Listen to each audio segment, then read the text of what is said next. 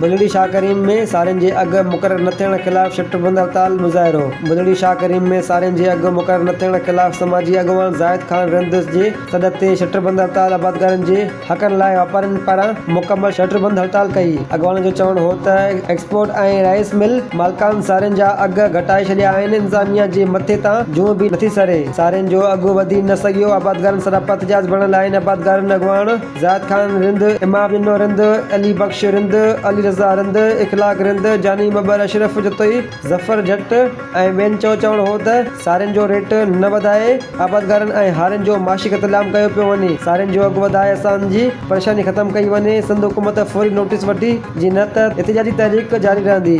जी बिल्कुल, बुलड़ी शाह करीम में हिन वक्त सारिन जे मुनासिब रेट न मिलण खिलाफ़ पूरे शहर में शटरबंद हड़ताल कई वई है। ज़ाहिद ख़ान रिंद, इमाम जिन्नो रिंद ऐं शहरियुनि पारां मुकमल शहर बंद है। अचो तो उन्हनि सां ॻाल्हि ॿोल करियूं तो उन्हनि जो छा चवणु आहे। तरक़ी ॾियारे थो, हारी मज़दूर जे कमाइनि था, जॾहिं सॼो मुल्क हले थो। ही ख़बर न आहे छा पियो थिए ऐं तमामु ग़लति पियो थिए ऐं आबादगार परेशान आहिनि, हारी परेशान आहिनि। असां आला हुकुमराननि खे अपील कयूं था, महिरबानी करे हिन शइ नोटिस वठो ऐं हारियुनि मज़दूर में बेचैनी ख़तमु थी। हाँ, ज़िम्मेदार वीचारो जो तमाम सख्त परेशान है। असां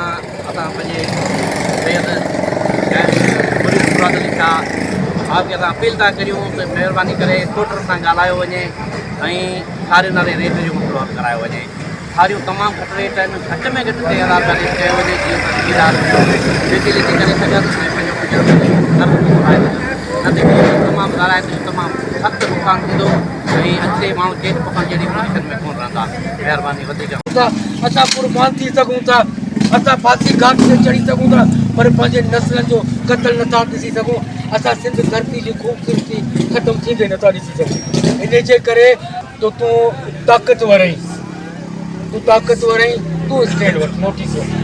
ऐं चीफ पंहिंजो जेको जस्टिस खे चवां थो, चीफ जस्टिस खे चवां थो, तूं ताक़तवर आहीं, तूं नोटिस वठि।